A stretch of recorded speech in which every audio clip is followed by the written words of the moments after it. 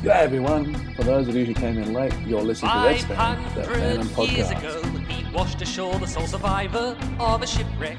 And upon the skull of the man who killed his dad, he said, I'm mad, I must eradicate piracy, injustice and cruelty, and all my sons will follow me, so evildoers will believe that this man cannot die. The Phantom, The ghost who walks, the Phantom, enemies beware, the Phantom's always there, but you won't mind the Phantom. He finds you. Hey, we are the Chronical Chamber team, and this is X-Band, the Phantom podcast. Our website is chroniclechamber.com, and you can contact us via email at chroniclechamber@gmail.com. You can subscribe to us via YouTube, iTunes, or a plethora of Android apps. And hopefully one day we'll be allowed back on Facebook again. This is episode 183, the Frew Crew 5-year retrospective. My name is Steve, and I'm joined today by both fellas, Dan and Jermaine. G'day, fellas. How are you? G'day. We'll start with Dan. How are you? Yeah, good, mate. It's been a busy start to 2021 in the Phantom world and in the real world. And so to take, an evening out to talk Phantom, looking forward to it. Very good. And yourself, Jermaine? Yeah, no, good. Who cares about the real world? All that's important is the Phantom world. Loving it. There's lots of stuff coming out, lots of stuff to review, to discuss. And Facebook, in their wisdom, has decided to shut down one of the better mediums in Facebook. So that's put a bit of a spanner in the works, but we're working around with a couple of different ideas and different solutions. So we'll still be on Facebook, but it'll be slightly different. And hopefully the Australian government and Facebook will start playing ball again and things can go back to normal. But as always, you can always bypass Facebook and just go directly to our website, Yes, chroniclechamber.com, and you won't miss anything there. Now, Jermaine was saying he's excited about all the new products and stuff that are coming out, but today we're looking back. Today we're celebrating the 5 years of the Frew Crew releasing their first comic. And so we're going to touch upon what they've done great and maybe what they could have been improved on or might not have done quite so well, in our opinions anyway, and it's just our opinions. Plus, we'll try and play a little bit of Nostradamus and see what they might do in the future. You ready there, fellas? Yeah, I think we had so much fun with the 85-year. I'll look back at the Phantom and playing a bit of Nostradamus there. So it's fun to do this one so quickly on the back of it and look into the future again. So as Steve said, we're looking at the 5 years of the Frew Crew since the team of Rene, White and Glenn Ford took over, really. And by way of a bit of history and a little bit of backstory, Frew, we all know, started in 1948 and was named after the four founders. Okay, here's a trivia question, gents. It's Forsyth, Richardson. Name the other two. I knew Forsyth, that was it. Yeah, don't know E or W. And you know what? Neither do I. I don't have the answer. So if someone would like to, I should have thought of that halfway through the question. I'm like, oh no, I don't have the answer in case they don't have it. Jermaine will find it quicker than I can get to the end of this, I'm sure. Anyway, the reason we know Forsyth and Richardson is they were the two that stuck around and saw the Frew publications through to the 1980s when they were joined by Jim Shepherd, who led a Frew-naissance at the time that we all enjoyed through the 90s. He worked at the publication and owned it with his wife Judith until his death in April of 2013. And certainly I remember feeling very, very sad that evening when I'd heard about the death of Jim Shepherd. Judith stuck around and basically kept the title running with the assistance of Steve Shepherd, their son. And there was lots of comments at the time about the appropriateness of the publication passing from father to son in the same way that the Phantom does. And Steve, in his short time on the title, introduced a number of initiatives, such as establishing the Frew website, which has gone on to bigger and better things since then. Started a license for posters, and so did some of the early Frew covers and then moved on to more modern covers.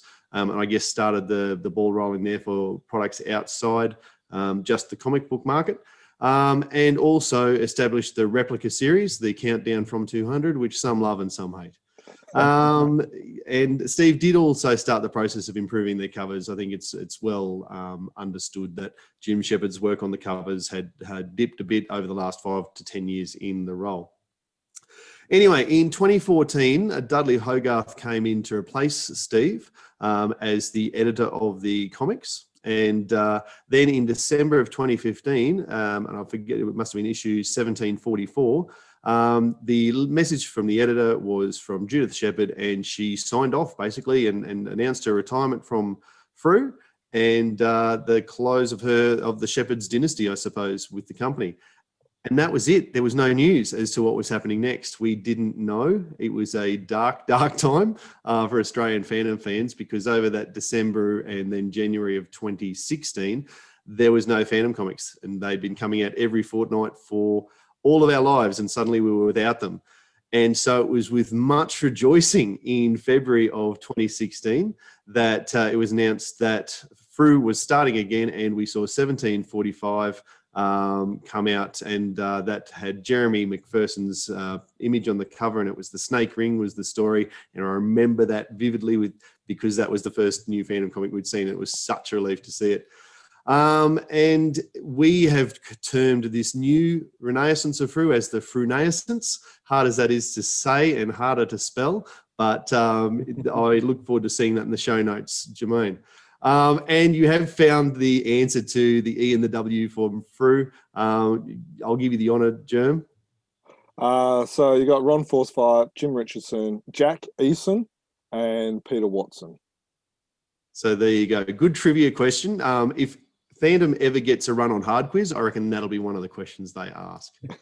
All right.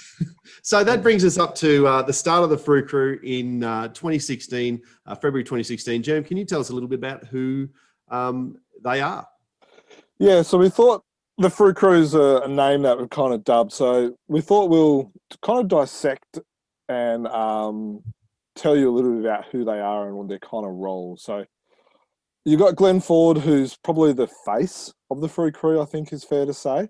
Now, he's kind of like the inspiration. He's the one that's got all the ideas, the one that finds the comic, the creators. He's kind of like the creative director. So I guess it would be equivalent of the Team Phantom Men type of person, in the sense that all the stories go through him. He edits them. He spots them for any errors or inconsistencies and stuff like that. But he's also the comic expert as well. He's run a comic business. He's done publishing works, and then he's worked in the whole field for, he won't like me saying it, but for as long as I've been alive for, he's been doing the type of stuff. So So he knows what he's doing. He knows what he's doing. So the inspiration and the expert and the director of kind of like the area. You've got Rene, who's probably the quieter side of the two co-directors. So you've got Rene and Glenn as the two directors. Rene's strengths is that he's the money man. He's basically helped, I guess, the company function from a financial point of view, also from a legal point of view with the contracts and stuff like that as well. So obviously there's contracts with King Features, there's contracts with Gordon and Gotch, with the comic book shops, all that type of stuff. And every line of product, i.e. the comic, the posters, the trading cards, that's another contract that needs to be created and stuff like that. So that's where Rene's strength is. And he's also an accountant by trade as well. So he's, very efficient when it comes to things like that as well. And then you've got Dudley. Now, if I was to describe Dudley in one word, it will be the glue or glue. He's the glue of the company. He makes the company run day to day. He ensures that people like Glenn don't get too carried away and, make sure that things happen. He's the one that rings up and contacts the creators and say, hey, Joe, you need to get me this cover. I need it yesterday. And, puts it all together, and he's the publisher. So, he's the one that ensures that we have a comic every fortnight. So Dudley's probably got the harder task in the sense that he has to keep everyone on track and online, but he does a brilliant job. But then there's also the hidden people. Sometimes we'll see them at Supernova and stuff, or we might see them in the footnote of the comic. So you've got Frank, who he helps out with a lot of the lettering, and so he's kind of like the machine behind the scenes in the sense that will letter the comics and do a little bit of editing work and stuff like that when Glenn needs it. And then you've got Sha, who mails all the stuff out. So without someone like Sha, we don't get our comic. Or if you're a subscriber, you don't get your comic. And she's also the one that handles all the subscriptions and stuff like that as well. So they might not have the glamorous job as, say, someone like Glenn, but they're very, very important. So that's kind of like the Frew Crew in a nutshell. I haven't missed anyone that you guys know of. No, No, not that I'm aware of. So it's a pretty small boat, isn't it? Yeah. So would you describe any of the guys in any other ways than that, or are you happy with their descriptions? I'd say Dudley's also I know you said Glenn's the face, but Dudley is the front line face. He's the one that's copying all the letters to the publisher, and he's the one who's responding to it and taking the phone calls when, especially back when there wasn't a comic for 2 or 3 months there. He was very much front and center. So you can't say too much about Dudley. Well, I can't say enough about Dudley. No, definitely. I know when it first started, I was saying that Dudley had huge shoes to fill in with Steve Shepherd, and I took over from Steve because I thought Steve did a very good job, and Dudley's shot past. He's done a brilliant job. Just with what he's done and dealing with the people and being the glue, I think is a great way of describing it. So if I had a hat on Dudley, I'd say tip of the hat to you, but I don't. So I will toast it to you, Dudley, out of my Frew stubby cooler. Cheers to you. Very good. Okay, so what we're going to do is we're also going to go over some of the issues per year. Now, the reason we've done this is because I think it's important just to be able to identify just how many comics they bring out. Now, this is not including products, i.e. trading cards or posters, but it is including the regular series, but also the trade paperbacks, the graphic novel, the Phantoms, the kid Phantoms, the giant sizes and trade paperbacks. So it's including, if you were just a comic book reader, this is how many comics you will get per year. So in 2016, there was 28 comics, which is a down from 31 from the previous year. But that's to be expected because they did kind of miss 2 months or a month and a half in it. In 2017, there was an increase to 36 comics per year, which is more than what Jim Shepherd had been doing since the late 1980s. So for, what's that, almost 30 years, we've been getting 31 comics. And then in 2017, bam, wow, we've been getting 36 comics. It was pretty good. But that improved in 2018. There was 42 comics, which when you think about it, that is almost one a week. And I remember us doing a review on that year, and with the products, we worked it out that bar 2 weeks, there was something new coming from Frew every single week, which is incredible when you think about it, that there's 4 or 5 people that work there. In 2019, it dipped a little bit, which is to be expected, but it was still a healthy 38 comics, which is still pretty good, and it's the second highest out of the whole 5 years. In 2020, even with COVID, and we saw a lot of things close with COVID, a lot of things go backwards with COVID, Frew decided to cut their regular issues to, I like to think it was 26, and then they also cut Phantom's World and Kid Phantom, but they still managed to produce 34 issues. So if you were just to look at 2020 compared to what Jim Shepherd had been doing in the last 30 years, they were still producing more comics in COVID, which we all know 2020 sucked. They were still producing more comics in that year than in the previous 30 years before the Frew Crew. So I think that's a lot of comics. So how many is that? So 28, 36, so that's 50, 57, 59, 99. Bear with me if my maths aren't good. So if I say 100, 136, 140, 170 comics roughly. All the mathematicians are probably yelling at me now, but roughly 170 odd comics in their 5 years. So that's not a bad amount. It's pretty done. It's an incredible amount. Yeah. I'd put the challenge out there for anyone who's listening or watching this. What other company or anywhere around the world, not just comics, but just about, 170 issues in 5 years. That's unreal. Unreal. Certainly there wouldn't be any other comic companies in the world with any title, I wouldn't have thought, doing that. Yeah, probably Marvel and DC probably come close, and some of the larger ones, but they're but not on a single character. Yeah, but on a single character, no. Not even. I would doubt even. There's a good point, Stephen. Not even like, say, a Batman, Spider-Man, or a Superman or something like that. It wouldn't be that amount. Putting out one a month, and maybe they have a couple of titles, like there might be the new Batman or 52 or whatever. So that you might get 2 or 3 a month. As I say, I'm happy to stand corrected, but it's an amazing feat. Yeah. Yeah. Anyway, so my turn again. So what we're going to be looking at now is we'll go through year by year. Okay, so Jerem's given us a bit of a rundown with the amount of issues. So now we're just going to delve into the year just a little bit further. So, and look at their key milestones. So 2016 was the first year. It's the first time we saw. Was it the first time we've seen a color comic? In Frew, yes. Yep. Yeah. Which was in 1748. The name was, I don't know. It was the Paul Ryan one, I believe it was. Oh, was it? I believe. So I should have that. I did say that was one of my favorite ones later. I should have that. Anyway, there was the first of heaps of Sparta comics. That was the Paul Ryan tribute, Terrorist Mutiny. Yep. Yes, very good.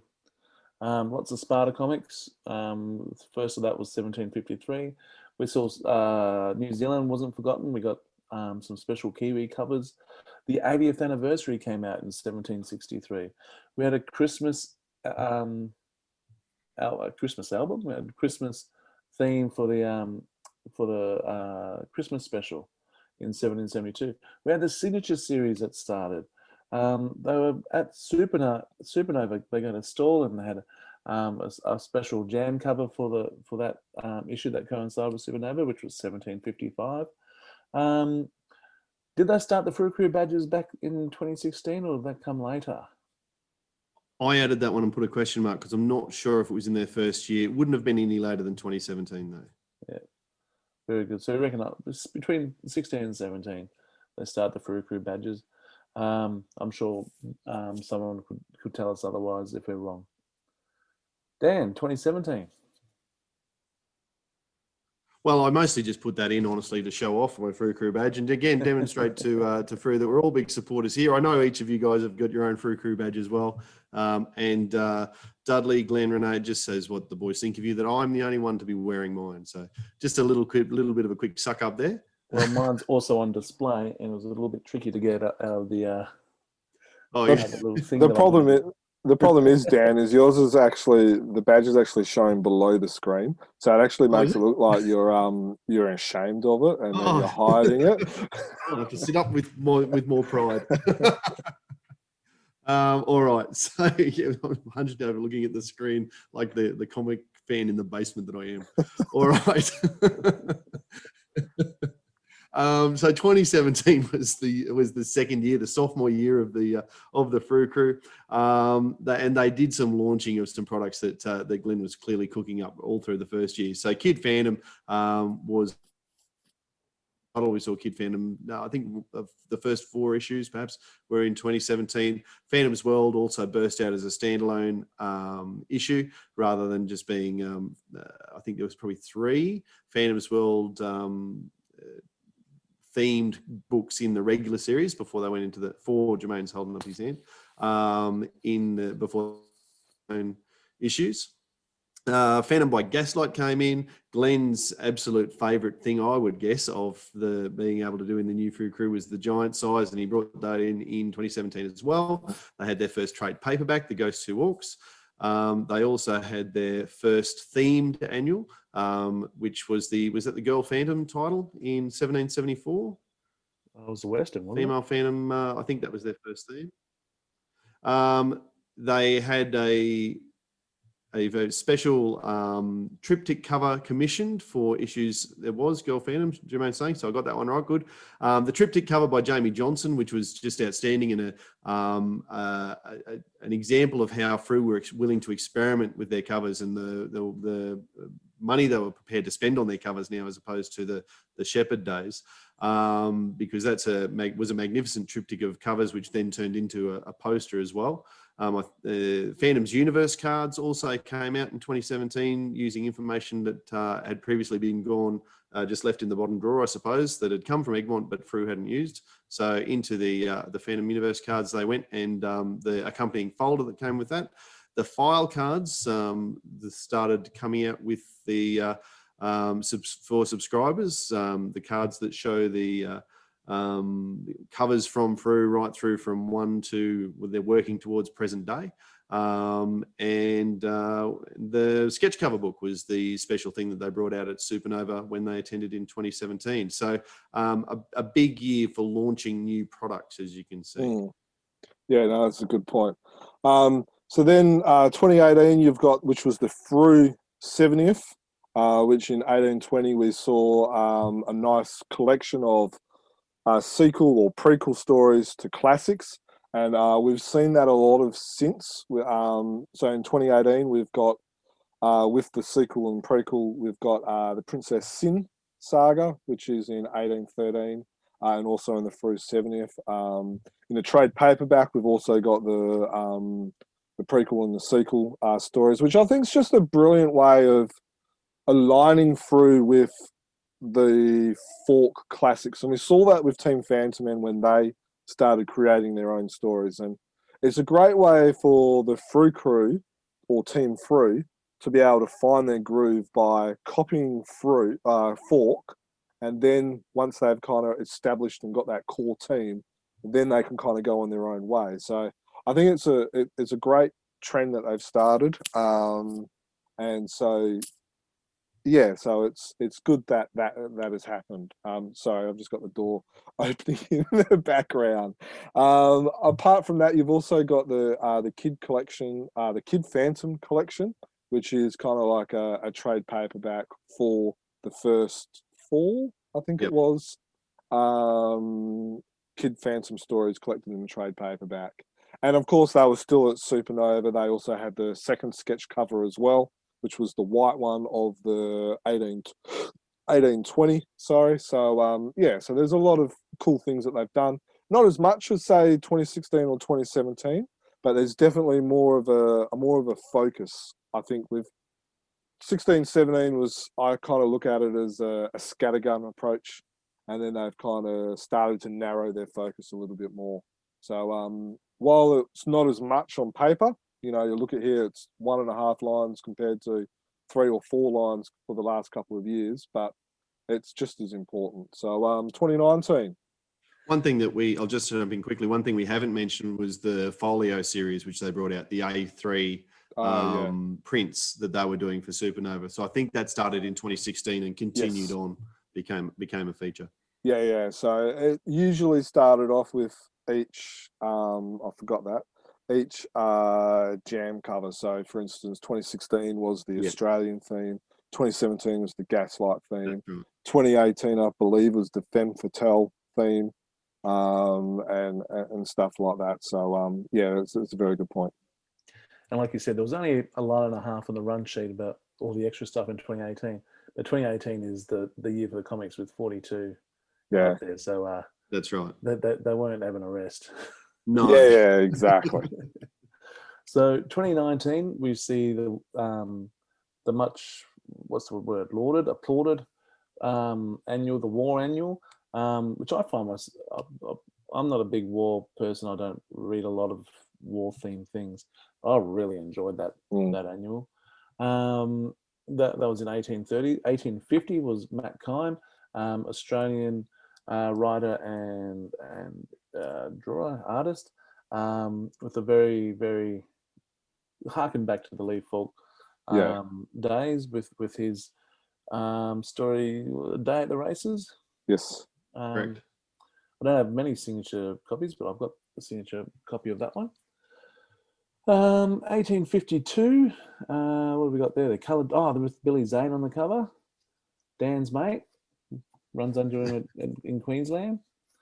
So, and then we've got the Frew Trading. The story was the Sky Band. Story was the Sky Band, of course. The Frew Trading cards came out in 2019 as well. The Jam story printed. What was the Jam story? That was Blood Rain. Blood Rain, where people were just doing, or artists were doing a page or two from memory. Four. Maybe, is it 3 or 4? 3, I think. I know. I'm going to go 8 artists, 3 pages each. That's my guess. Yep, we'll go with that. And that was in 1855. We saw the first graphic novel published by Frew, The Sword of the Caliph, from memory. Yep. That was my memory on that one. Yep, nailed it. We Frew delved with the help of Alex and we were just talking to him today. Dale. With the help of Alex and Dale, Frew Games became a thing, and they launched a board game on Kickstarter, which we're soon to be in our hands in the next week or so. And the Phantom Adventures collection, that was the big hardcover with the pink spine, and a door poster. I forgot about the door poster. Everything else I've got except for the door poster. It was a big year. It was a massive year. 2019, I know this is something that I've got down below, but I'll say it now. 2019 was the best year for Frew Crew. All right, well, that's probably not surprising, given that they were on the up, getting ever better. And then in 2020 there was a global pandemic, so which you've already alluded to. So it's going to be pretty hard to go up and above. And so really 2020 needed to be a year of consolidation, which is what Frew did. So they made some tough decisions in terms of product that they had been running with, but they just drew the line and said, well, this isn't a sound financial decision to keep this product going. So unfortunately, Kid Phantom and Phantom's World as the specials were cancelled, and so they that's probably where they cut back on their issues, as Jerm mentioned before, cutting back in 2020. That's almost certainly where the savings came, so to speak. That said, they did continue to bring out the trade paperback, which was number 3. We already know that the number 4 is on its way to our doorsteps, we hope, with the Princess Sin saga. Sorry, Princess Sin. The Princess Sin, yeah, correct. Coming with the board game, that's right. So that's on its way as well, which was something that they got happening in 2020, even though we haven't received it yet.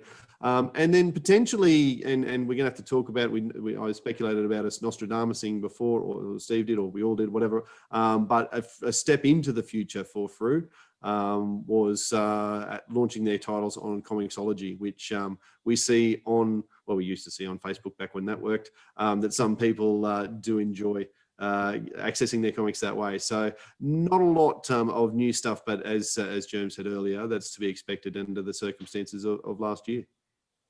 Yeah, definitely. So 2021 so far. So by the time this gets released, I would assume most Australians will have their board game.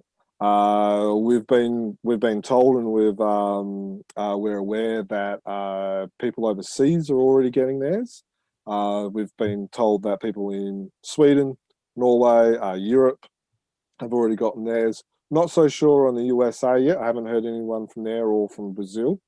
But Europe is kind of getting theirs and already gotten theirs. And just on Friday, before we recorded this, some Australians have started getting their board game as well. So I would expect probably the week of 22 to 22nd of February to that week, starting 22nd, most fans in Australia will probably get theirs as well. So by the time this gets released, most should have it. And then along with it will be a trade paperback number 4, which is the Princess Sin saga. And Sorry, I hadn't meant to jump on your toes there, Jim, but yeah, I think you said everything that I've got on my two things, but never mind. I didn't read the head through the purple. 2021 is going to be that, which is going to be good. And then I guess we're not really sure what else is going to be in 2021, which we'll kind of discuss a little bit later. So while we're discussing that, before we look forward, we'll go back.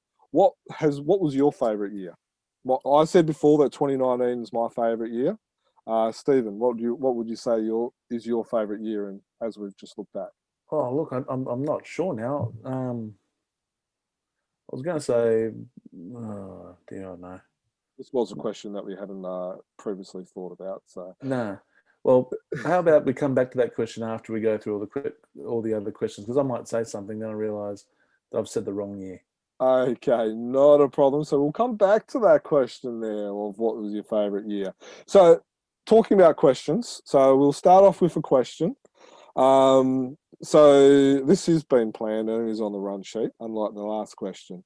So what we're going to do now is we've got a group of 5. We've got about half a dozen to 10 questions, and we're just going to discuss a little bit about Frew and have a bit of fun. And then towards the end, we'll talk about what we hope to see them do, which is what we did in episode 182 for the Phantom's 85th birthday. So the first question is, what has been the 3, so you can choose 3 things, the 3 best things that Frew has done in their 5 years? Stephen? Covers is a given. Yes. The quality of the covers is absolutely superb. Own creations absolutely has got to be up there. Yeah. And the willingness to try new things / better quality material for example papers and stuff like that. Absolutely the best things that they have done. And I think that I'll try to do a bit of a catch-all there by saying willingness to try new things. That was a nice grab everything. So if you had to lay that down to 1, what would it be? I refer back to my earlier comment and say willingness to try new things and have a crack at everything. Yeah, cool. Dan? Yeah, I've basically got the same points as Steve, but just in different words, I suppose. I also let out with the covers, and I alluded to this before when I talked about Jim Shepherd and his final. He had a style that worked for him, and he'd learnt how to use Photoshop and that sort of thing. And other than Antonio Lemos, we didn't really see a lot of variety in our artists, and we certainly didn't see the quality, and Frew stepped that up immediately and haven't backed down from that. So the covers, I don't want to just glib past that, because we do all know that has been huge. It has been massive, and we were calling for it. It was one of the things we talked about when we were in that little black hole of who's going to take over and what might they do. So they really deserve huge credit for that, because it's not cheap to hire artists to do this. Jim Shepherd was doing it far cheaper. So I really hope it's had the financial windfall that it deserves, because it's been massive. I remember the diversity of the product range. Oh, go on. I was about to say, I remember one of the first standout covers, but I think it was just before the Frew Crew. I think it was the Steve Shepherd one. I think it was Rose of Cairo. Yeah. There was two-parter. One was the Phantom on the motorbike, but the other one was the black and white noir type Mr. I think it was Mr. Walker or something on the cover. It was really just so striking. The black and white was striking amongst all the colour that you'd see on the shelf. Yeah, very good. I remember that as well. It was issue 1686, and if you are looking on YouTube, we'll have all the images and covers and stuff popping up as we're talking, which will cover our ugly mug as well. So yeah, issue 1686, good memory, Stephen. I like that cover as well. Did you want to comment on the covers while we're here, Jim, before we talk about... Yeah, well, covers is an obvious one. And I remember when we actually talked about the Frew Crew, we were saying that covers was one of the low-hanging fruit. And we talked about when you start when you take over and stuff like that, you look at the easy things, I guess is a way of saying, the easy things that can give you an immediate increase. And we all said the covers. And that was the thing they did. And we've all noted that as one of the best 3 things that they've done. So So it goes without saying. I'll let you continue with yours as well, Dan. Yeah, cool. So the other thing, I guess, is similar to what Steve said about trying new things, the diversity of the product range. So forever and a day, it had been comics. As I said before, Steve Shepherd sort of broke the ice by getting a license for posters, and certainly through the new crew have continued that. And, been lots of posters come out since. There's also there's so many sets that they've done. But it's the cards, like the file cards, universe cards, the trading cards. So those boxes of trading cards have been sensational. The folios, which we alluded to before, the board game, dipping their toe in the water with, helping to finance that and back the board game. So these are things that, Frew has never done before in their publishing history. So that the willingness to branch out that way, and the willingness to experiment as well. And I think you talked about 2017 as being a shotgun year, June, where they sort of threw everything at the wall to see what stuck. I love that, and the fact that they were prepared to experiment with so many different things that weren't everybody's cup of tea. And some things have since gone, but some things have stuck around too. So the experimenting and being prepared to try new things, which is again what Steve said. So. Yeah, the bookmarks really is like another one that we forgot as well. What's that? The bookmarks, that's one that we yes. forgot as well. The little Which- bookmarks, which are, the bookmarks which come out every year at Supernova. They're a great low-cost product as well. They're like $2 or $2.50 each. And you get signatures. You can give them to younger kids. If you're a teacher, you could buy dozens and give them away as To the English department. Yeah. So there's all those different things as well. So there's the low cost items to the higher cost items as well. When did the file cards come out? I don't remember us saying that one in the. I think that might have been on there was file cards started in issue 1775. Yeah. I've really been enjoying them lately. I'll try and challenge myself, see if I can pick the artist. I can always pick Glenn Ford. Yeah, I'm pretty good with Keith Chatto, and I've also just noticed that he also has a little signature there. I was seeing that in the last one. But Tessa gets me every time. I think it's somebody else, and so now I think I've got the three styles. Through the series or the era that we're into now with the file cards. It's pretty much either Glenn Ford, Keith Chatto, or Tessa. So I just I'm challenging myself, see if I can recognise artists. Yeah, no, and it's good that it's not just the one style artist as well. So before it was all the one artist for like 40 years before. Anything else you wanted to add before your top three, Dan, or you're happy for me to take over the baton? No, that was it. I'm handing over to you. All right. So we talked about the covers. I'm going to talk about 2.5 things that we haven't mentioned before. So my one has to be the color.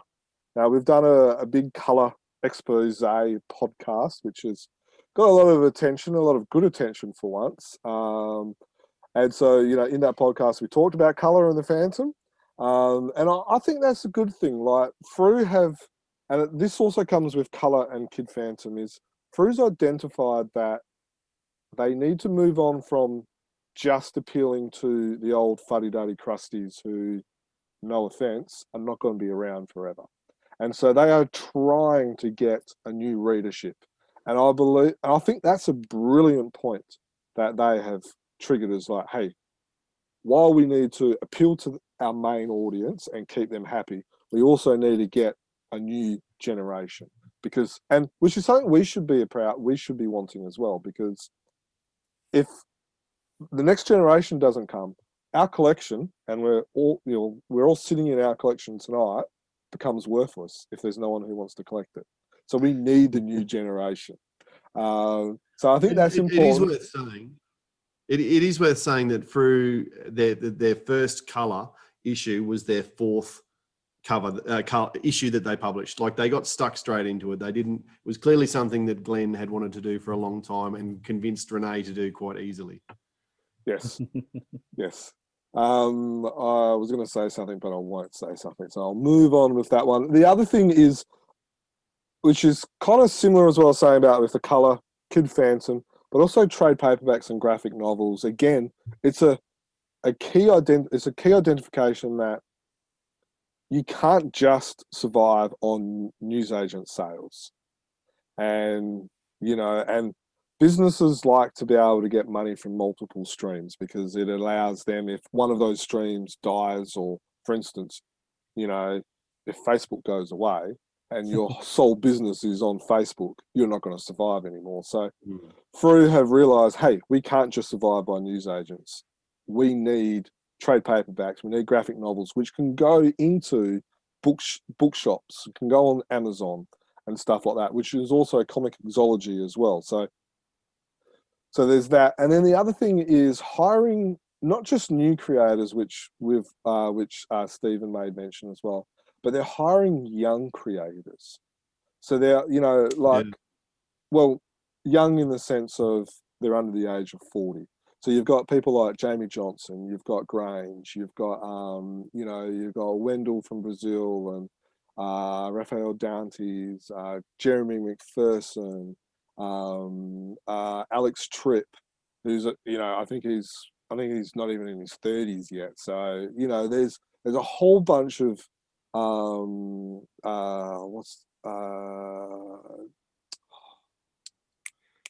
there's two others that I can't remember. Mason their and name. Andrew Paul Constant. Mason. If you mentioned But how did you miss these two? Is Andrew Constant under 40?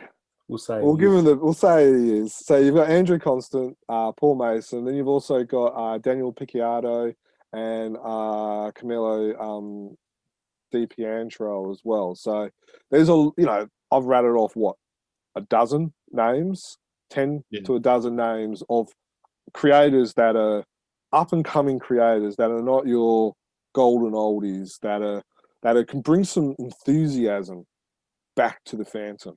And I remember, and if you want to talk about breaking stereotypes too, Julie Dietrich is about to become the first female author for a Phantom comic in Australia. So Frew have done that as well. Yeah, and that's like what we've been talking about, is trying to break away from the grandfather's hero. Now they're trying to bring the hero that will appeal to the female audience as well. So that's a very good point, Dan. And so I think it's important, and it's a very smart trend that they're trying to do. And I think that and the colour and the Kid Phantom and all that is all kind of interwoven about getting the next generation. So that would be the best things that they have done, and they are continuing doing, in my opinion. Excellent. Yeah. Now, being so positive, but there's another side to the coin. All right, I've kind of got the image. You remember the old Transformers cartoon where have the Autobot symbol, then it'll go da da da da da, and then the Decepticon symbol would come up, and it'll be the Decepticon scene.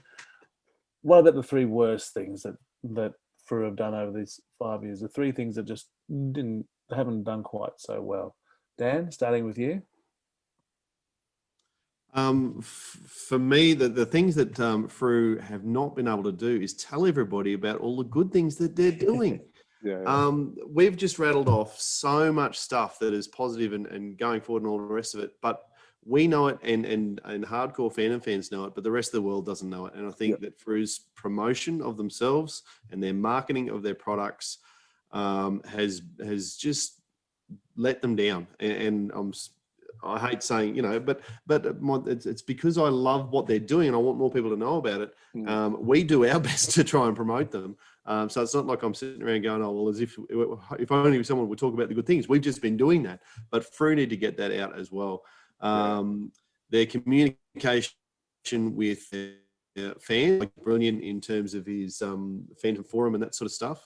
And through the comics, again, in the old school way of communicating, but in the modern day, they need a bigger social media presence would be my second thing, communicating directly with fans.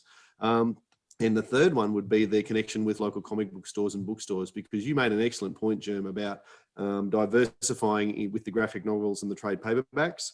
But spoken to a few bookshops and bookshop managers and local comic shop people, and communication from Frew or publicity about what they're selling. The trade paperbacks aren't just going to magically sell themselves. They've got to get into bookstores somehow. And unless my the conversations that I've had would be that if managers of bookshops and local comic book stores don't directly approach Frew and ask them for them, they're not, finding out. So trying to get their products in front of people, I guess that's what all of mine comes together as. Yeah. No, you've hit the nail on the head there, Dan. Like, for instance, they should be sending every comic book shop a hanger. Like, if you're looking in my background there, like where I've kind of got my finger pointed there, that little phantom that's kind of there, that's actually a 30 to 40 centimetre hanger that you hang from the roof. They need to be printing off these, all big posters or the big stand-up things that we've got that, some fans have got. They need to be giving every single local comic book shop one of those, because then it's like, bam, they can stick it up on their roof. And comic book shops will do that. If they're stocking the Phantom, they're stocking the Phantom because they know people will buy them and that there are hardcore fans that go in there. My local comic book shop, he actually created his own. I'd even encourage them to do something. So, my local comic book shop, sorry, Dan, created his own hanger thingy bobby. And I saw people go, Phantom, oh, there's the Phantom. And they went straight to the bin. They went the comic book, where the comic books are and stuff like that. So, yeah, it's a brilliant point, Dan. On Fanfare, just recently, Glenn was selling a little pamphlet, which had what's coming up with Frew, and it was from the early 90s. They should be giving comic book shops one of those every 6 months or something. So it's like, what's coming up to Frew in, the first half of 2021, board game, all these type of things. And then that way they can start ordering them in, and they can start letting their fans, the fans that are coming in and saying, yeah. So go, Dan. Yeah, look, I'd probably start way more. I'd probably start even way more basic than that. As simple as Frew having an email list that is all of the local comic book shops and shooting them an email saying, this is coming, that's coming. Doesn't, it's 2021, whether a brochure is, I think we're past that, but just an email list, so that they get the information come to them rather than have to go seek it out. Yeah. Even if it's not a physical brochure, but a PDF on that email. Correct. Yeah. I get them all the time with work. You get those, I'm not sure if at comic book shops you get your book of previews, what's coming up for the month. And I don't know about your comic book shops, but my comic book shop leaves it on the front thing, so fans can kind of flick through it as they come in and that. So a minute ago. Yeah, so look, you raised some really good points there, Dan. On the back of those, probably the Kiwi covers was probably one of my bigger disappointments. I loved the concept of the Kiwi covers, but it became a little bit cheap in the sense that it was just a change of a hue in Photoshop, and like you had the cuff marks were still purple and then everything else was brown, and the brown didn't always work. And I think it was a smart move getting rid of it. It was a great concept, great idea to start off with, but it just didn't really work. My biggest bugbear would have to be the replica series. I understand it in theory. Again, I just want more. I feel it's a bit of a disservice to what Jim did with the finding new, fresh scans and stuff like that. And then the other one will have to be the delay in the board game. It's and I know it's not all Frew's fault, and it's a bit of an unfortunate delay, but it's such an amazing product, has been tainted slightly in the sense that it's taken so long for it to get out, which is a huge disappointment. And I'm sure in 5-10 years time, when we're all playing it, we're going to forget about the delay, and we're just going to be, wow, this is an awesome product. But at this stage, it just felt a bit of a missed opportunity. Yeah, we really wanted it in our hands last year. Yeah, and we're impatient. We're a bunch of nerds sitting in our basement, doing a 2-hour podcast. We're a bunch of nerds, and there's other nerds out there that are just like us. We want everything now. We're the microwave generation. No, I think I'm still a bit patient. But yeah, the delay in the board game has tested the patience. However, I didn't put that in my 3 worst things. I've got this is pretty much on the same train as Dan opened up with in regards to promotion, but not giving Kid Phantom the launch it needed. Yeah, kids just didn't know about it, which is unfortunate. Because I'm a huge fan. I'm a big fan of it. And so is my kids. Oh, Tom not so much. He's not quite into comics, but Jeremy loves it, and he'll sit there and he'll read the thing and then he'll read it again. It's great. What else did I say I didn't really like? Oh, the inclusion of some real rubbish stories in the Phantom's world. That killed it for me. And I know you guys said, oh, it got better, but I just haven't had the time to read the better stories. In fact, I folded a lot of them away today, and I didn't end up reading those. So maybe I will one day. You've got nothing else to read. Sorry? When you've got nothing else to read. Better, but still not as good as. Yeah. I haven't got a third. I could only think of 2, and apart from the lack of, I think promotion and communication, I think are their best. Are there things that they really need to push forward with now? Yeah, that's a very good point.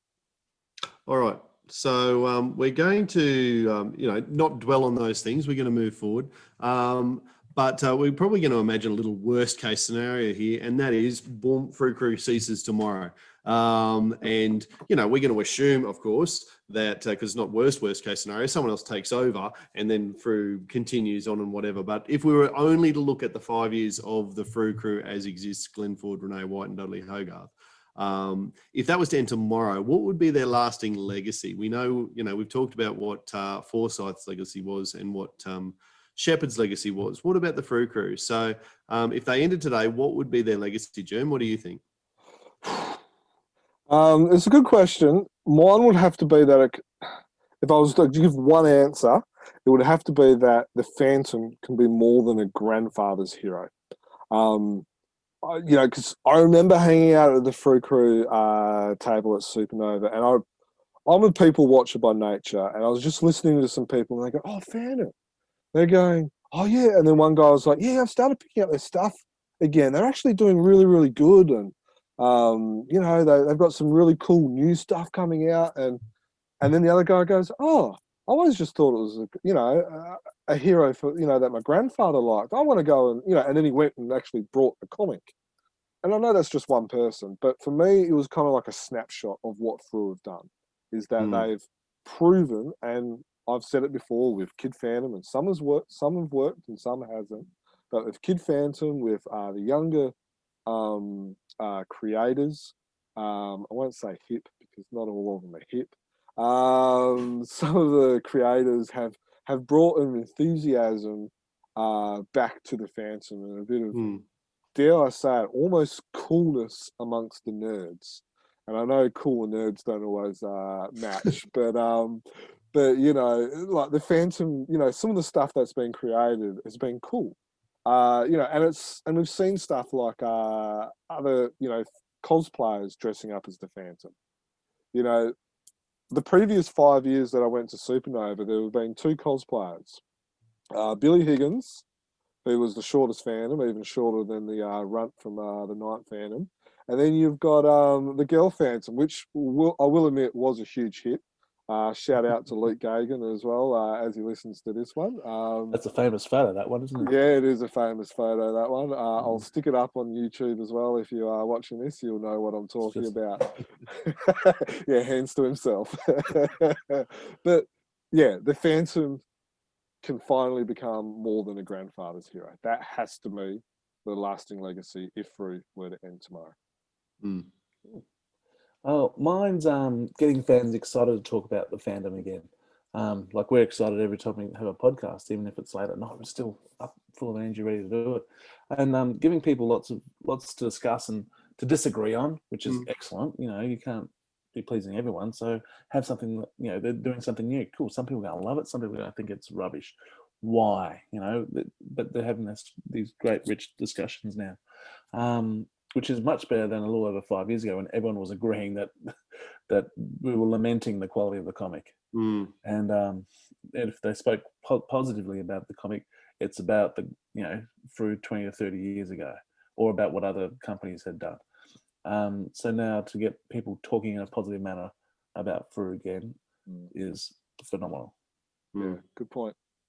Yeah, I think that well, both of you have said really is the positivity around it. Whether it's a positivity that it's a modern thing, whether it's a positivity that things are happening and we can talk about it. I agree wholeheartedly with both of you, and I think mine ties in with that, which is that it's just been a huge kickstart for the company and a reboot or a resetting of their agenda of what they are as a company and what they do as a company. And it's been, for what I said before about the lack of promotion and marketing, it's been noticeable, as you say, Germ, in their own ways. They're bringing people along. Just the enthusiasm that the crew is bringing is being seen. And so that it really is. I mean, whenever we die or the fandom finishes or Frew wraps up, whichever comes first, we'll be able to look back and go, 2016 was the year that the Frew publications changed, and it changed for the better.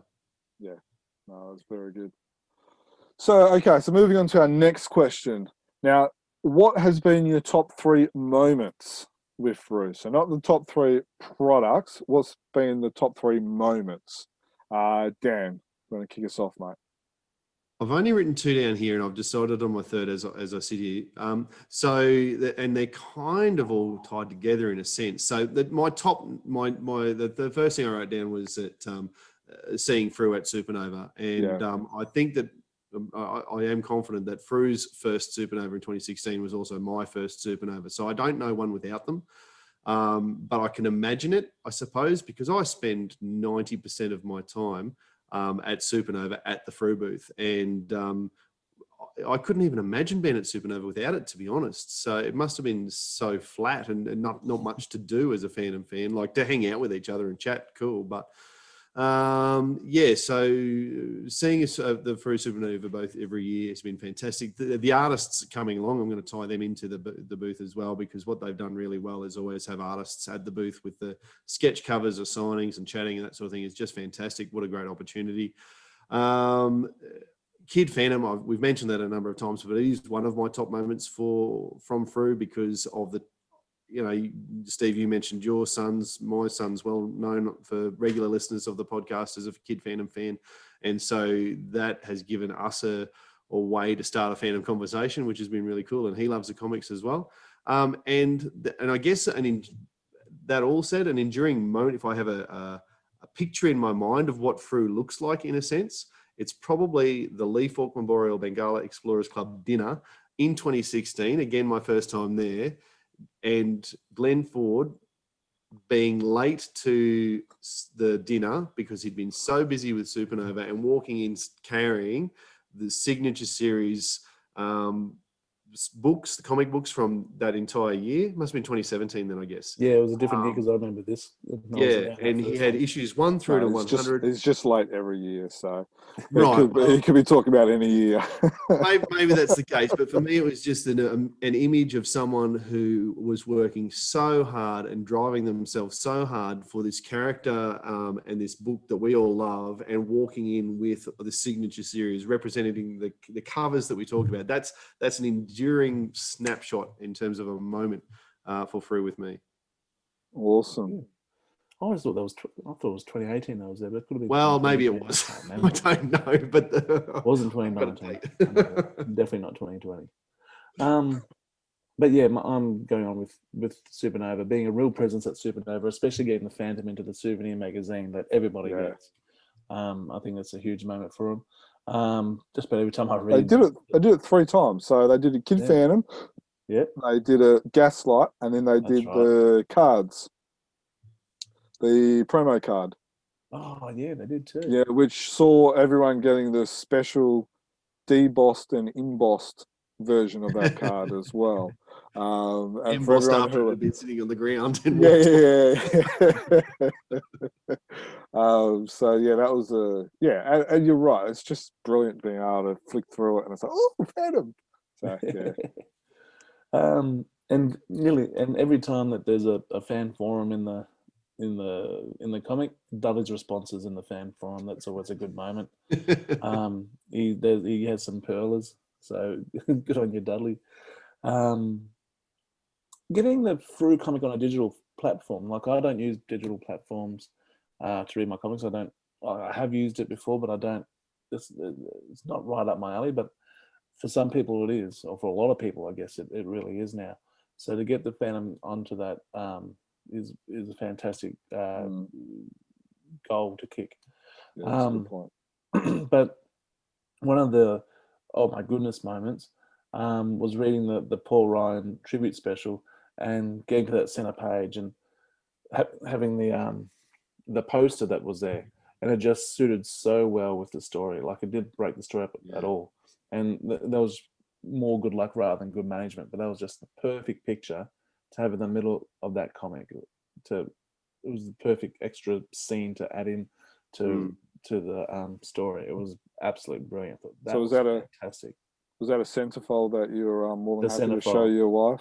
That's it. And share Or with say your kids? center page rather than say centerfold, hey?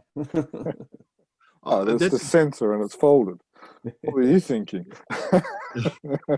That's a great call, Steve, because I also remember the moment of opening the book and seeing that image and that poster. I got that set. I got all the sets, but of that set, that image is the only one that I've got framed and hung on the wall, and it's in part because the impact that it had as you flicked over. That was a really cool moment. Good point. Yeah, I would like to see more of those moments. And I know they did a poster with Kid Phantom. I think it was issue 1, no, issue 2 maybe.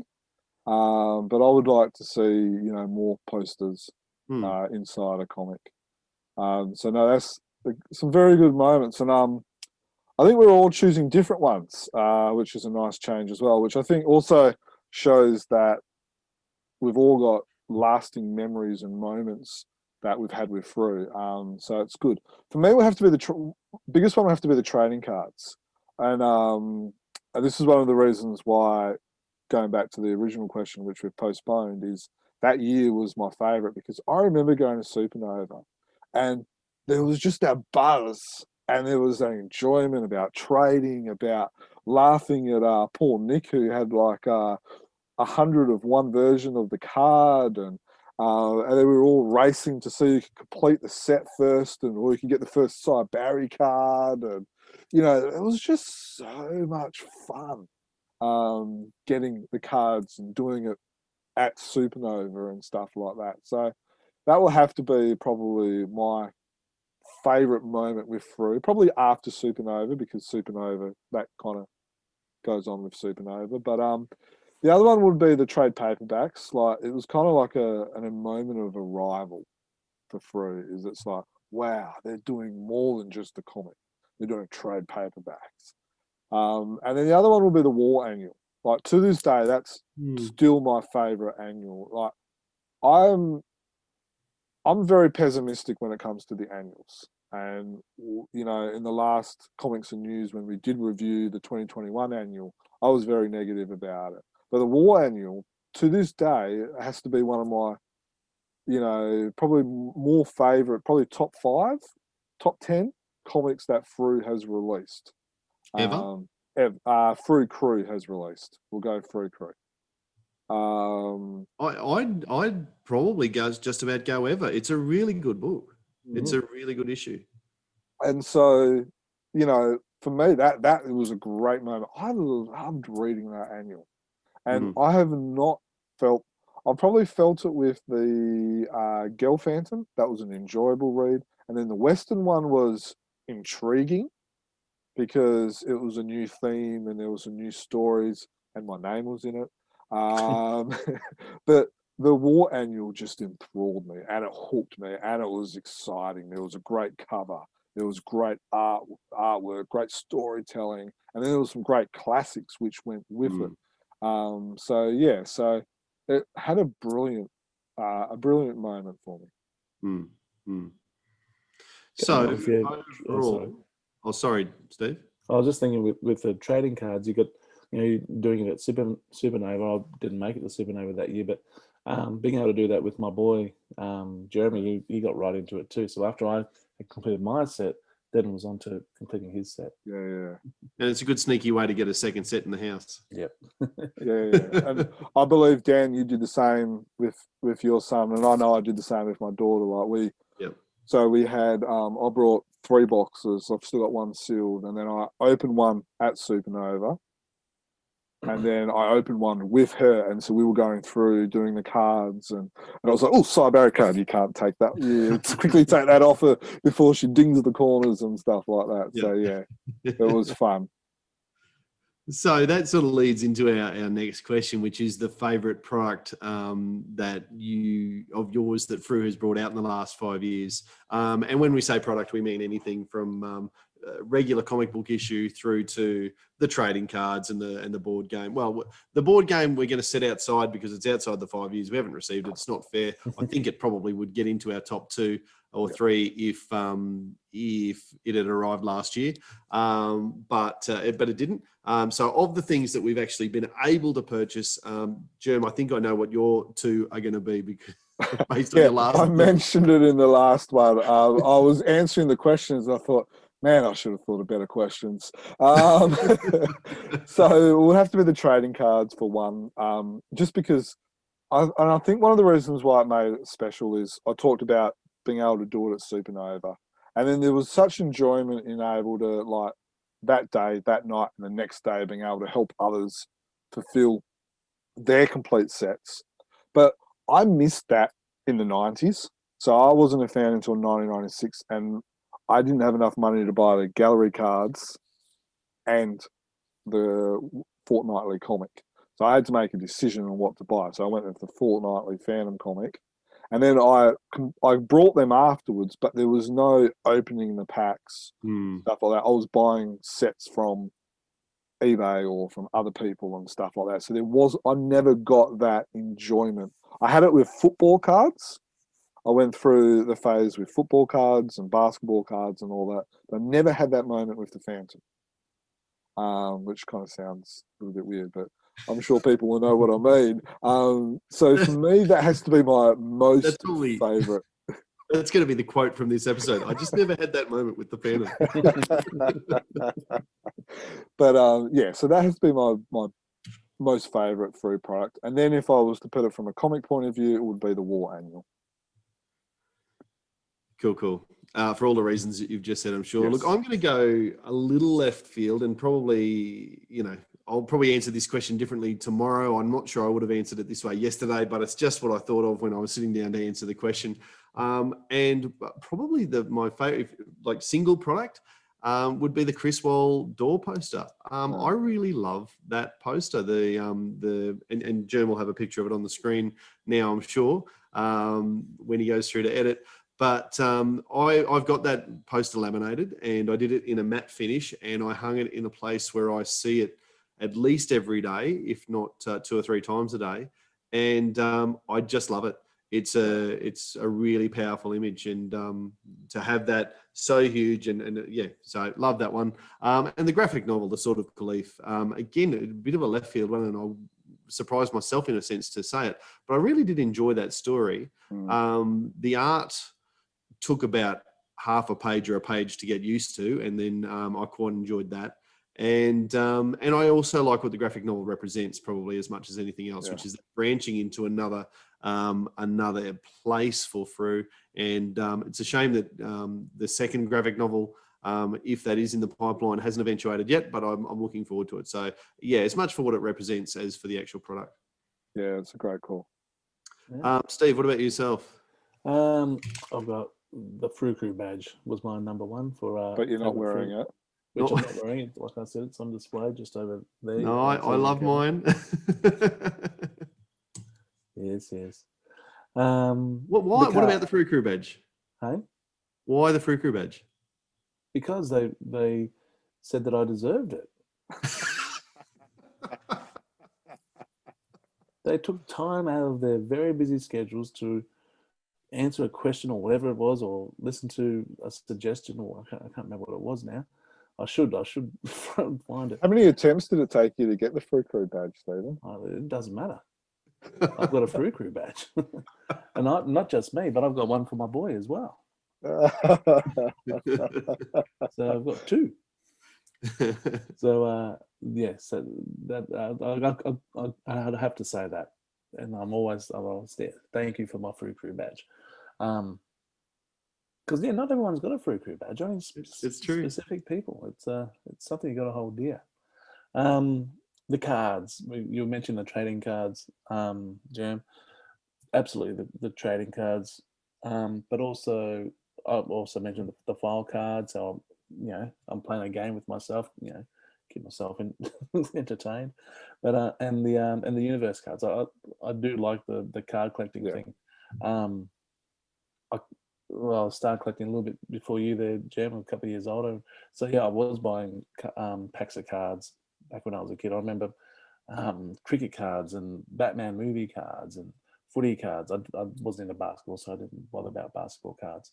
But yeah, every now and then I'd find the fandom cards. I never ever got a complete set back in the day, so it was I had to go through eBay or other places to get complete sets, which I now have complete sets of all those cards, which I'm really happy about.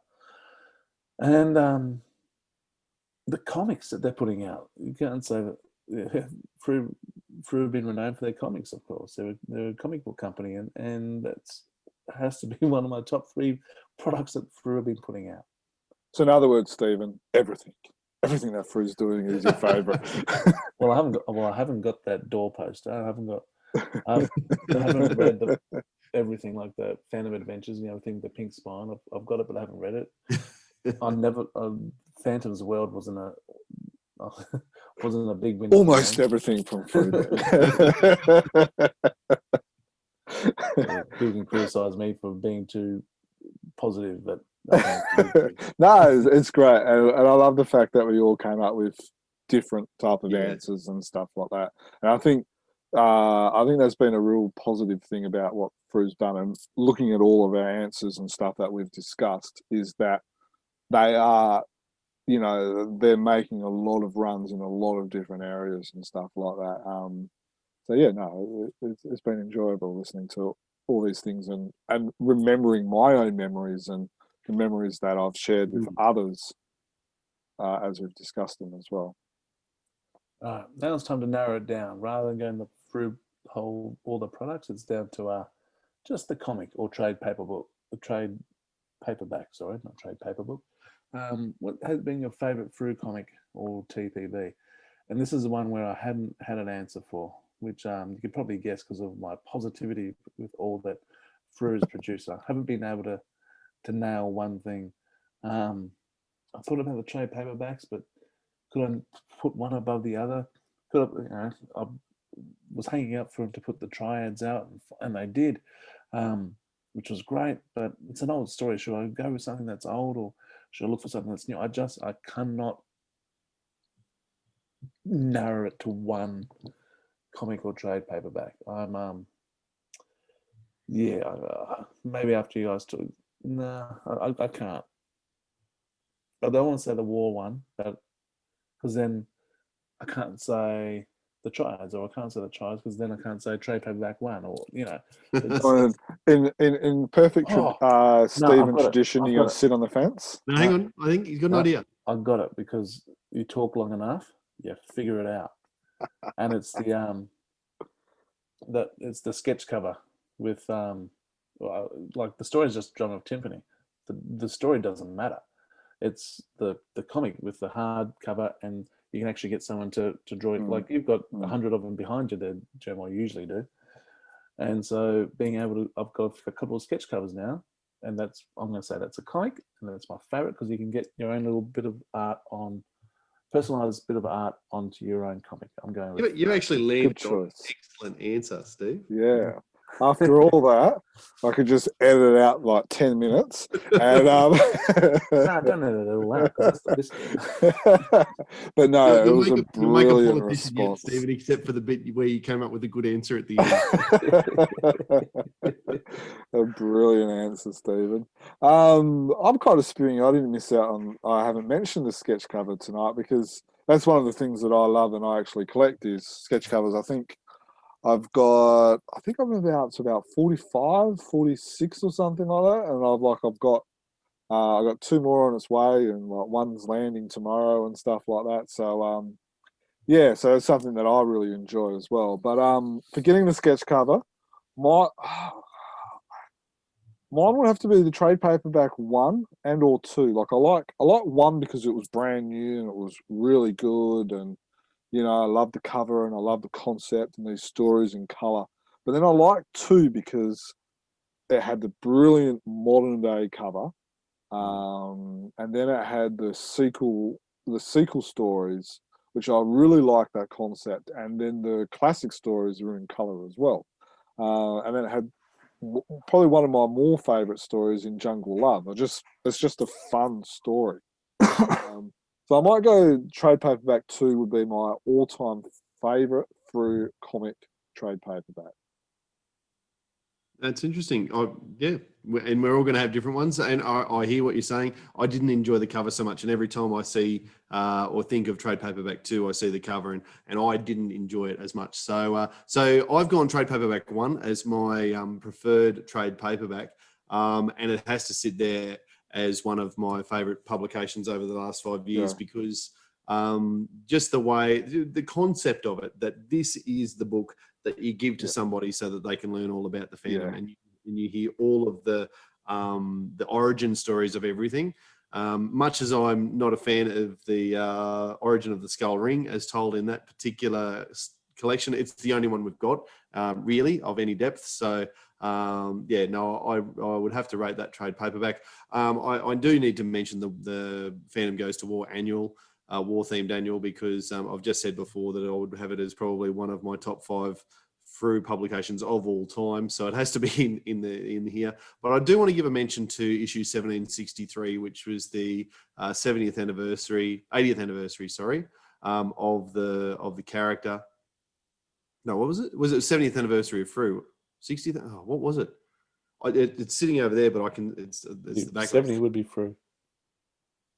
48 what was to the 80. number? 1763. 1763. The 80th Frew's 80th anniversary. Oh no, the Phantom's 80th anniversary. Phantom's 80th anniversary. Yeah, so it was 5 years ago. And look, for again, similar to what I said about the graphic novel, is for what it represents. But it was a cover. It was a book that we were excited to get. We actually recorded us opening it and feeling the embossed cover for the first time, and as a Chronicle Chapter review. Sorry? From memory, it was an awkward podcast. I think Stephen was, as he was running his fingers across the Phantom's body, he was making a few comments, which was a little bit awkward, I think. and then what it contained was these 8 stories from 8 decades, from 8 continents, or whatever it was, the conceit of it there. And it worked really, really well. It was Frew saying to us, hey, we're going to show you stories you've never seen before. We're going to show you stories that lots and lots of people have never seen before. So again, it was a statement, sort of a comic to go, right, here's what we're about. And so it needs to be brought up in this conversation, I think. That's a very good one of the things I've been doing well is putting things out there that a lot of people haven't seen. Yeah. Like, you've got people, companies like Hermes who are reprinting stuff that everyone's seen, the dailies and the Sundays. They're doing it really, really, really well, like with the great production and what have you, the hardcovers. But to Frew, they're putting out all this stuff that just hasn't had people's eyes, for better or worse, haven't had people's eyes on it. Like some of those Sparta stories or whatever they weren't crash hot. But they're getting things out there, which is phenomenal. And I've just thought, as we're talking, and you're talking about the big things, a great thing and a not so great thing, back at the start of the podcast, or about midway through. And I talked about the flip of the coin. Remember, they hit the nail on the head with the Girl Phantom annual, and we all thought that was fantastic. But I think it was the next issue, the very next issue was Wedding one Gifts. of the worst ones. Phantom Cowboy? Wedding Gifts. No, it was the Wedding No, the Gifts. Wedding Gifts. Oh, That's sorry, right. sorry. The next issue Which after had the Phantom on top of.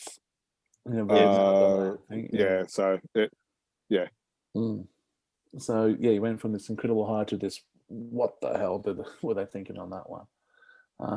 For a bit of a low point, but if that's the only low point, they've they're doing really, really well. All right. So we've spent a bit of time, obviously, it's a retrospective issue, so we're going to spend a lot of time looking back at the past. But I guess it's time for us to play soothsayer or old man Moz, as he has come to be, to the like or dislike of various people, and being able to see into the future. And what is the next step for Frew? Now, like Steve on the last question, I don't have an answer for this one right now. Unlike Steve, I'm not going to try and talk my way into finding. I'm going to listen to you guys first, and then piggyback on you as I think about what could happen in the. Let's say they are around for the next 5 years, okay? And we all hope that is the case. What is the next step for Frew over the next 5 years? What would you like to see them get to? And this, I know I'm changing the premise of your question a little bit here, Jermaine. But where would you like Frew to be in 2026? If we're going to say like a 5-year time period, by the end of the next 5 years, where will Frew be? Steve, what do you reckon? Well, hopefully that doesn't change the way I've worded my answer here. But I hope so too. Sorry. Well, there we go. We've seen them introduce these other characters in giant size, and we've seen some team up episodes. And we saw the Raven share the billing with, or the Phantom share the billing with the Raven on, was it Oncoming Storm or something like that? Mm-hmm. The Upcoming Storm, yeah. Yeah. So the next step I see in regards to comics would be, and this would be a huge gamble, is to have these new standalone comics based on these characters like the Raven or the Shadow and Sir Falcon and that sort of thing. So that'd be interesting to see if that, like they've tried with Kid Phantom, and as we said, it's a brilliant thing, but people didn't buy it. This will probably be the same deal. Or maybe they do what the big players do, DC and Marvel, and just have like a mini series. So like I just read the Nightwing Future State miniseries that was done by Andrew Constant. There's 2 episodes in it. So, and I'm reading a Transformers / Back to the Future crossover one. It's a 4-part miniseries. Maybe they do a little miniseries on the Raven or Sir Falcon, just to dip their toe in. They don't have to commit massively to it, but see if these guys can handle a standalone comic in today's generation like they did 60 years ago or whatever. So would you, Stephen, going on the back of that, would you do the Phantom in there? So that way it would appeal to the Phantom readers as well? Because like, I'm not sure if I would buy a 2 or 3 issue of the Raven. I probably would. But if it had the Phantom in it, I definitely would. Yeah. So you'd probably put the Phantom in either the first or second episode. Yeah. Maybe. So that maybe way the first just try and hook you in, and then leave the who's going to be a 3-part mini, try and let him spread his wings on his own. I don't know. Yeah, that's interesting. Well, I will admit I've never thought of that. I like it. All right, so with the question being changed, it would be I would want the Frew Crew or the Frew comic to be more than just a newsagent comic. And I've said this before, but I really think that, majority of the readers, the majority of the buyers, so at a pure guess, I would say probably 70, 75% at a pure guess, probably get their Phantom comics from a newsagent. Newsagents are dwindling. There's not one in every corner anymore. So I really think for Frew, the next step is to become more than just a newsagent comic. And then on the back of that, I would like them to become more social media savvy, or more current generation, I guess. No offense to the current guys.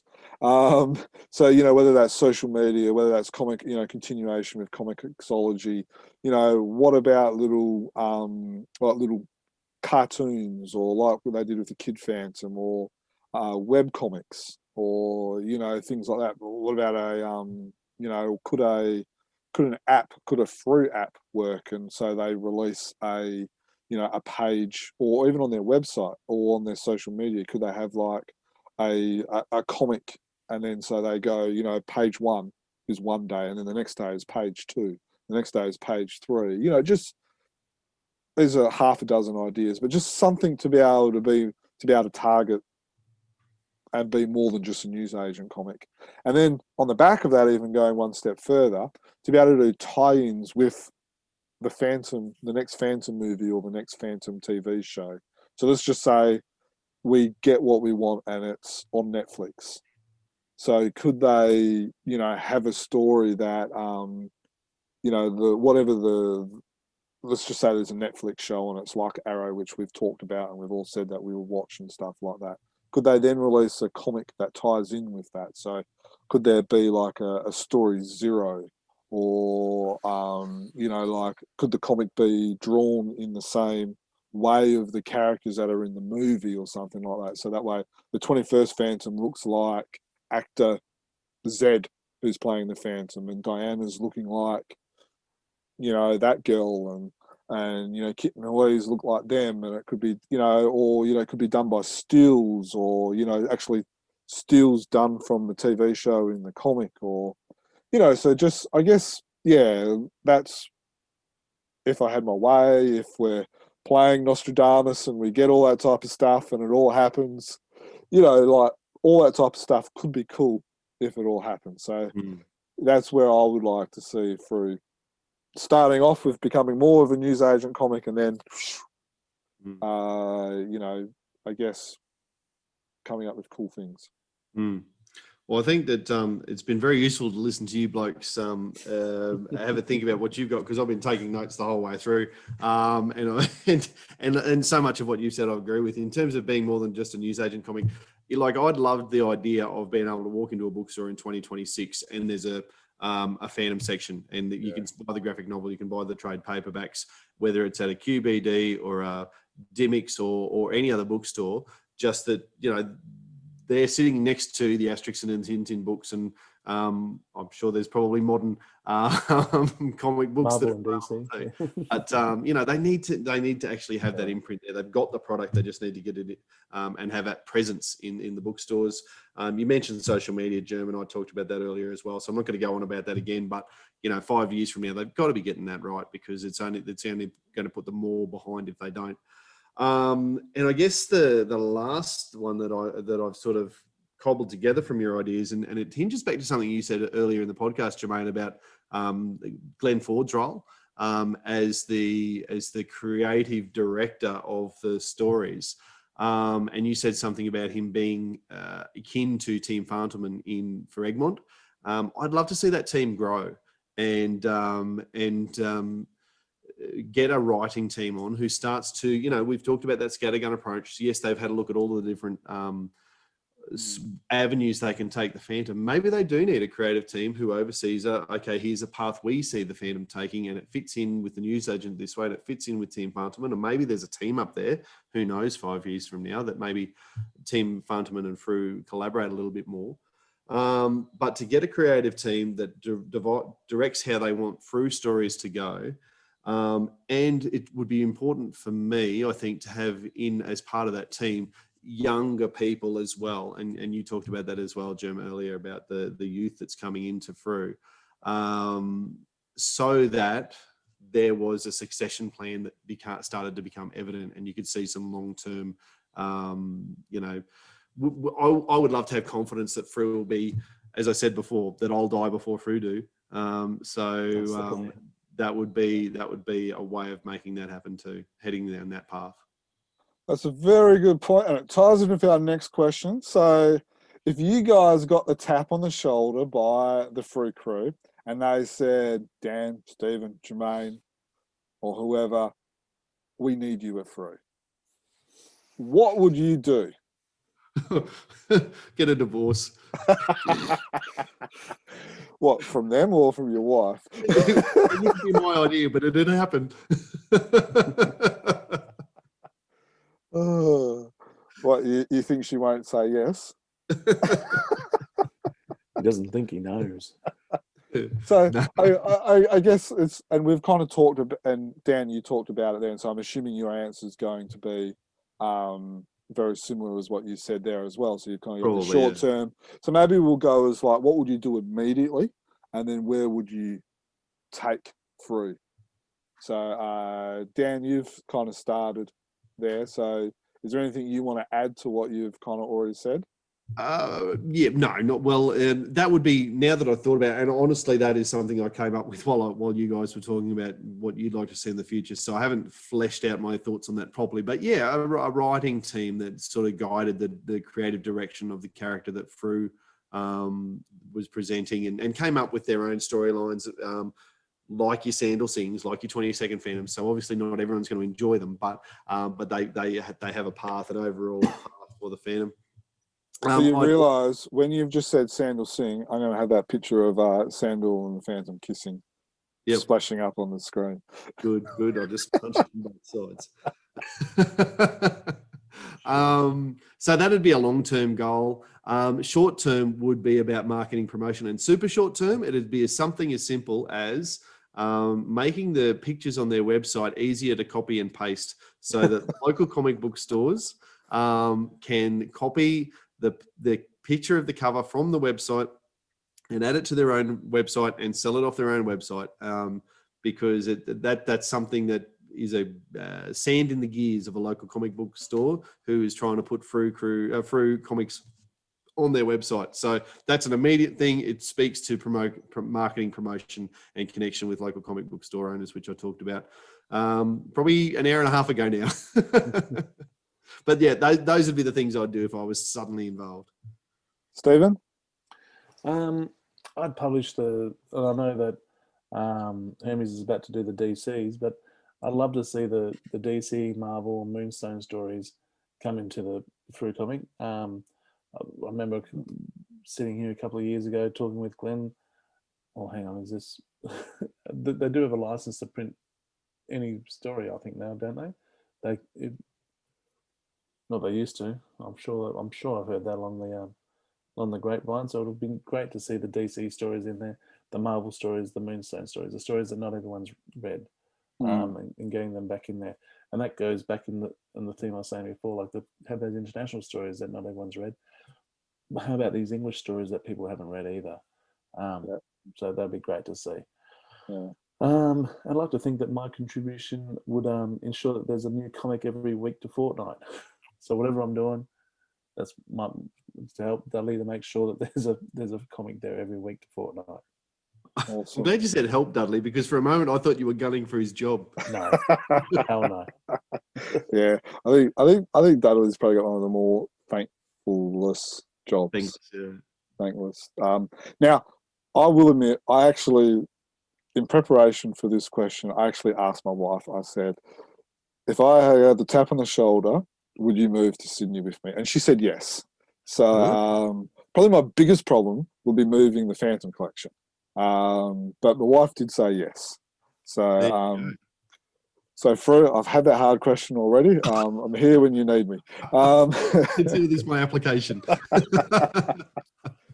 So she probably realises it's not going to happen. So of course she said yes to keep me happy. Yeah. Like, so if I ever ran into this, if I had a celebrity wish list and I ran into one,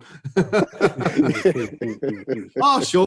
When are you ever going to be? So we now know Dan's.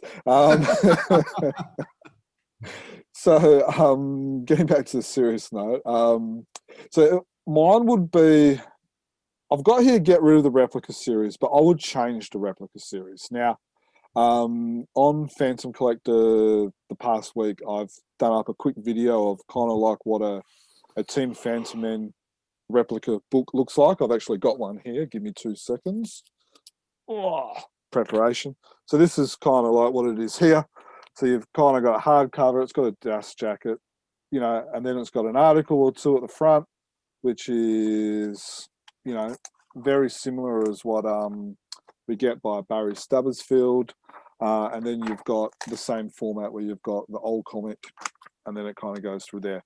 I would improve it slightly where I would do something a little bit different. But at the bare minimum, I would do something like this. And maybe hardcover might not be, but I don't know. I would improve it, make it a standalone series, and I would build on what Jim Shepard has done. In a sense that he's found clean reproductions of all these stories and that.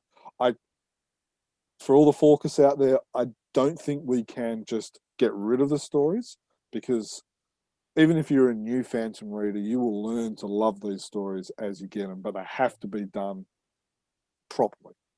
So that's what I would do. I would print more colour. So this is from a short-term perspective. And then even if you're doing like a Sunday, I would keep it as the full Sunday strip. And if needed, I would do it landscape. So say, for instance, you know, it might mean people have to turn the comic and stuff like that. But I just think doing it justice, unedited and stuff like that, I would at least try it. And then if it doesn't work, you can go back and stuff like that. But that's something that I would do immediately. From a long-term point of view, I would do what we've all talked about, you know, improving the savviness of it, improving the website, improving, you know, social media, and just continually trying to be edgy. And I will admit, Dan, I really liked your idea of with Frew Crew, without any of us, have got a great selective creative team. They've got Dale McCanty, they've got Duncan Munro, Pitty Anderson, Julie Didrich, you know, Andrew Constant, Paul Mason. So there's 6 or 7 creators, and that's a great nucleus straight away. Or Andrew Constance is one that I made mention.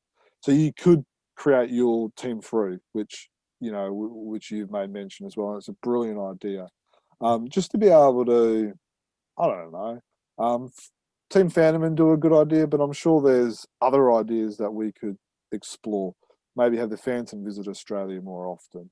Maybe have one of the past Phantoms come to school for a little bit in Australia or something like that. So just there'd have to be a Phantom that didn't get married that we could find an Australian wife for.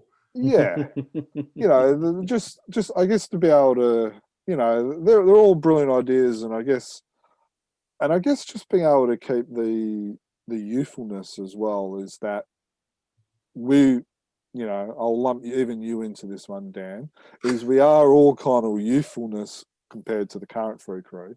So, you know, it brings another 20 years to Frew. But yeah, that's a random mess of 5 minutes of madness from myself. Yeah, I really enjoyed that question, actually. That was good. All right, so that brings us back to the original question, which Jermaine rushed to answer and Stephen declined. Sat on the fence.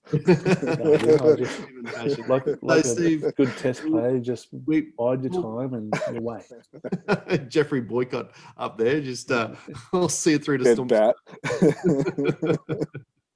So Stephen, if we go back and consider the 5 years of Frew as we have, and we've explored every year in detail and gone back and all the rest of it, of the 5 years, what would your favourite year be?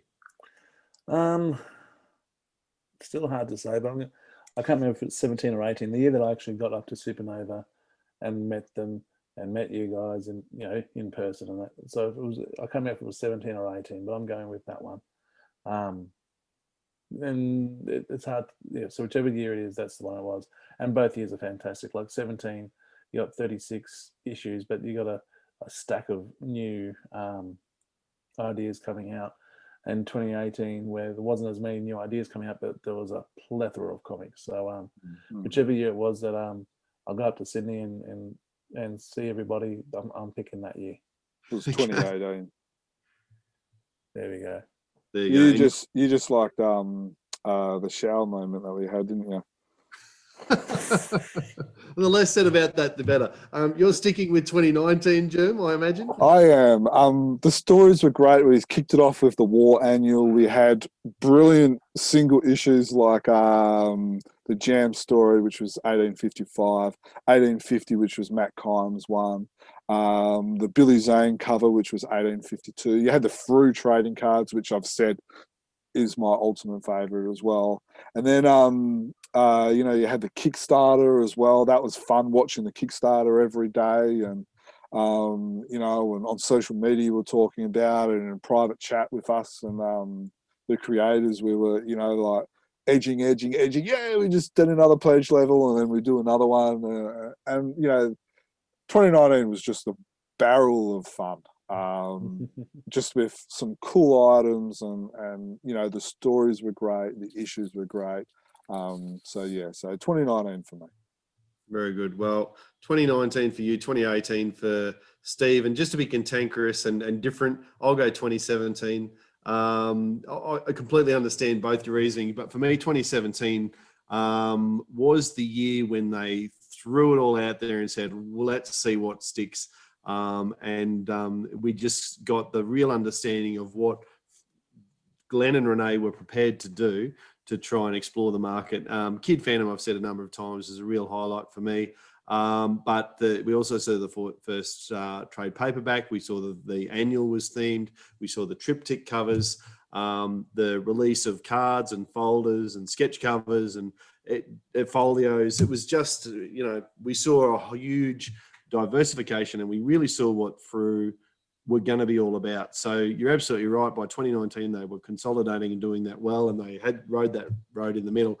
But for me, yeah, the really exciting year of, my goodness, look at all this stuff that's happening, 2017 for me. Yeah, excellent. So we come to the end of the podcast. Listeners, what was your favourite year? Let us know in the comments. Hit us up on our socials, maybe Facebook if we're allowed to have that again.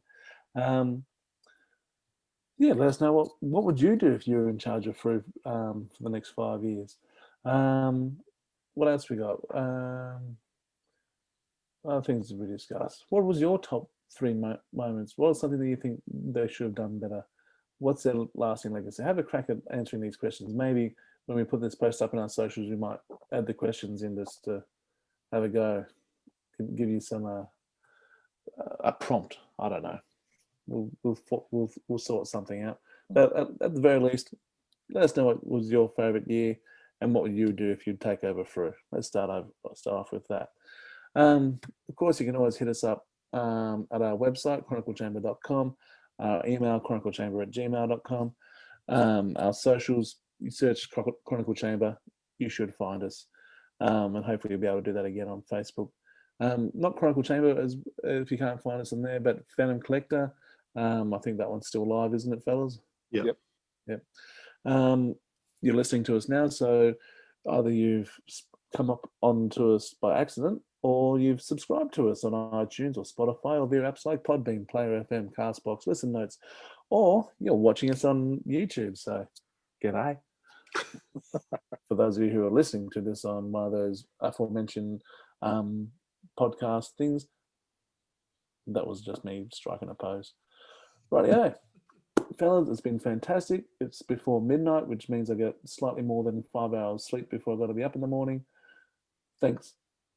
Thanks for joining us, and happy fandoming, fellas. Yep. Happy fandoming, everybody. And congratulations, Frew, on a big 5 years. Here's to many more. Yes, congratulations. It's been fun talking about what you've done, enjoying talking about it in another 5, 10, 20 years. And happy fandoming, everyone. Happy birthday. 500 years ago, he washed ashore the sole survivor of a shipwreck. And upon the skull of the man who killed his dad, he said, I'm mad, I must eradicate piracy, injustice and cruelty, and all my sons will follow me, so evildoers will believe that this man cannot die. The Phantom, The ghost who walks, the Phantom, enemies beware, the Phantom's always there, but you won't find the Phantom